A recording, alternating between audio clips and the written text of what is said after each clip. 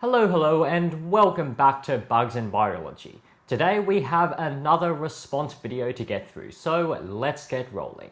Here's the 10 rarest spiders in the world. Number 10. The furry albino spider. Holy Sauron, what a start. So, I don't think I need to clarify whatsoever that this is not a real spider.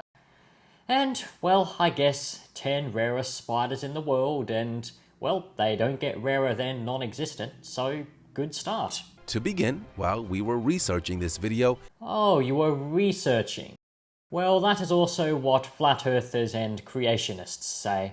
So, unless you cite your sources, saying you did your research amounts to absolutely nothing. And it was described as the furry albino spider that had been recently discovered in southwest Australia. And once again, Australia is at the centre of the misinformation.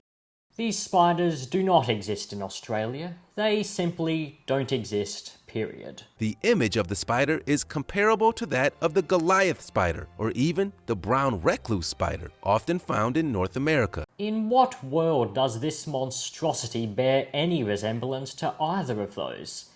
It looks more like a yeti than any spider, and it shares another very important trait with the yeti, and that is non-existence. When we discovered that this seemingly bizarre spider isn't a spider at all, but instead a Halloween toy that has been doing the rounds on the internet. Terribly sorry to burst your bubble, sir, but I am pretty confident that your discovery is something that anyone with even the most rudimentary knowledge of spiders is likely to have been able to figure out from the get-go.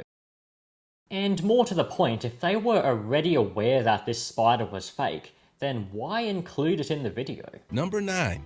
The Chinese hourglass spider. Okay, so this section honestly kinda confused me.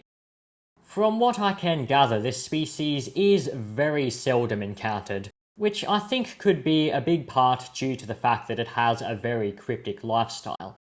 But all this stuff about its historical significance to the Chinese, I'm not going to rule it out, but I haven't been able to find any information on it.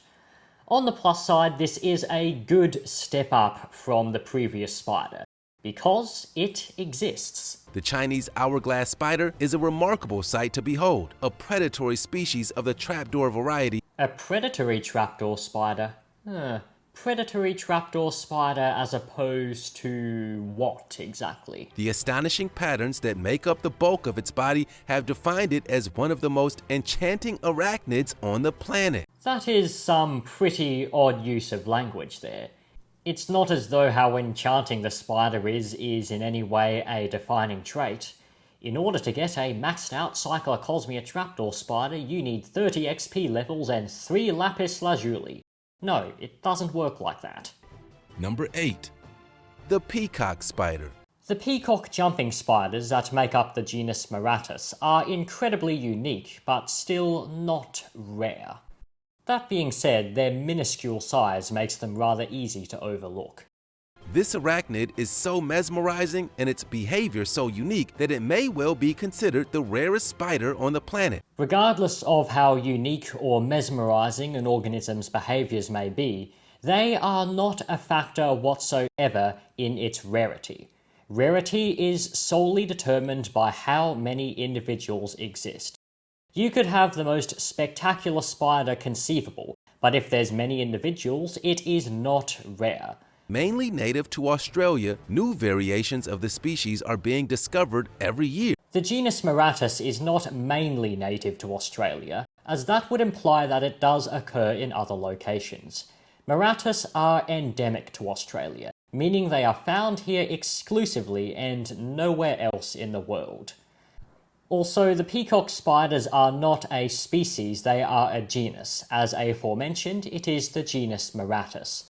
What are being discovered are not variations of a single species, but new species within the same genus. Number 7. The metallic tarantula. Now this is one species whose presence in this video is something I can understand.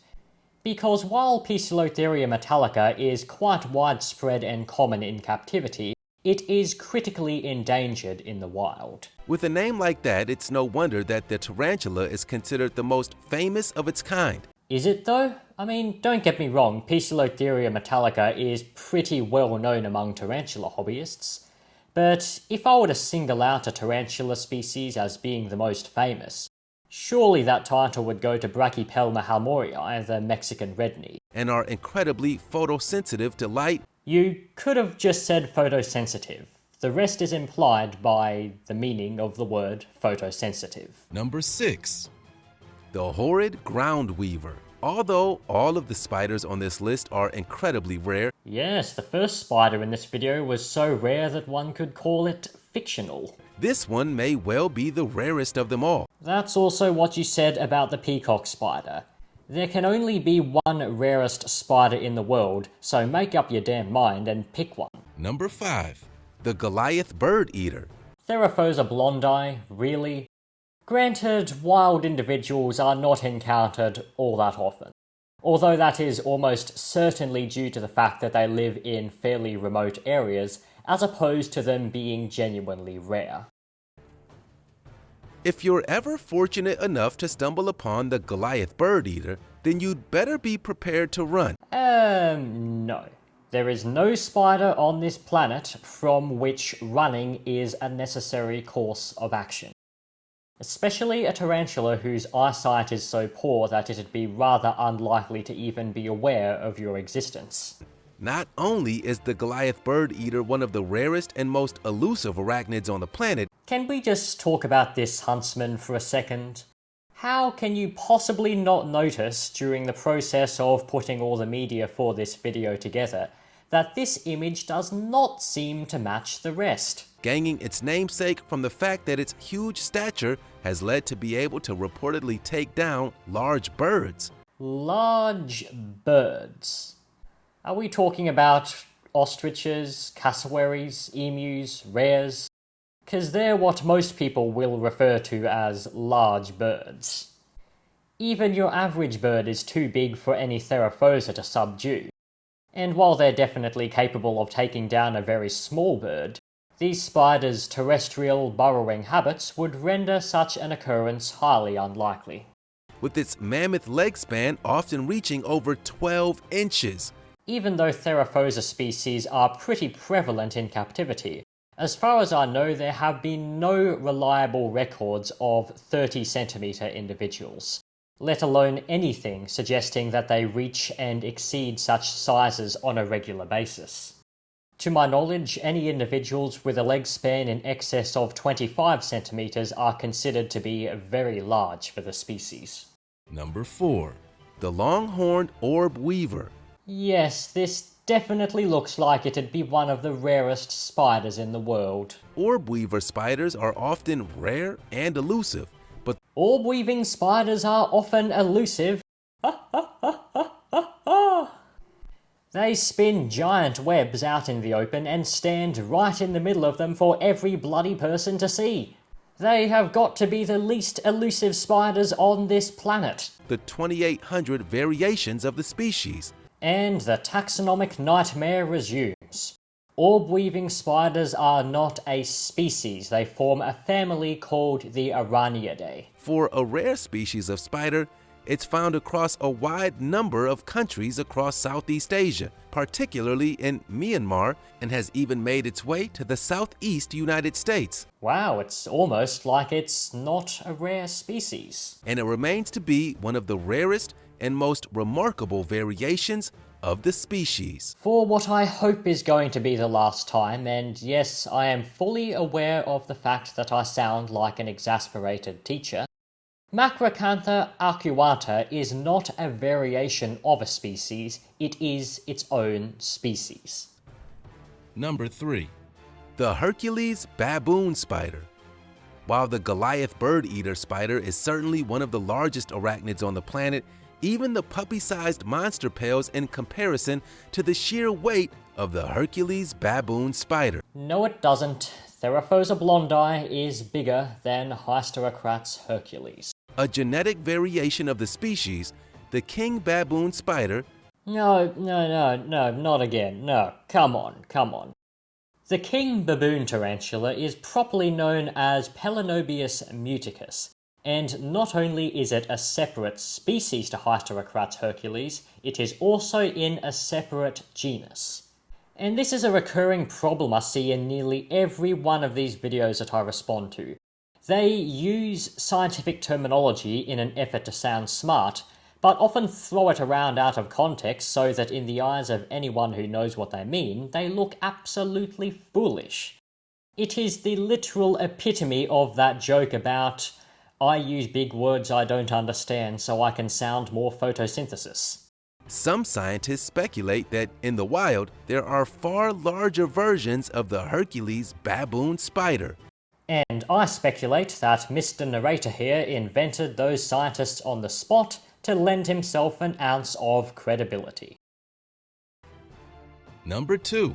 The DESERTAS wolf spider. Much like the horrid orb weaver, Are we referring to the horrid ground weaver or the horned orb weaver? Imagine not being able to remember the names of the spiders you included in your own video. Number 1. The DECOY weaving spider. Our final species of rare arachnid was so successful at hiding itself from predators that scientists were completely unaware of its existence until recently, deep in the Peruvian Amazon.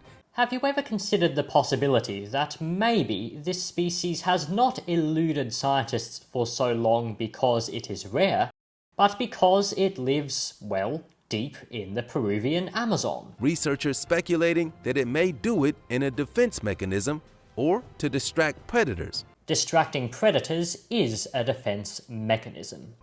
Well, there we have the 10 rarest spiders in the world. Which of them blew your mind the most? What blew my mind the most was how often you misused the term species. And that brings this video to a close. I hope you all enjoyed this video, and if you did, then feel free to check out some of my other uploads, and of course, don't forget to subscribe. So, thank you all very much for watching. That is it from me, and I'll see you again very soon.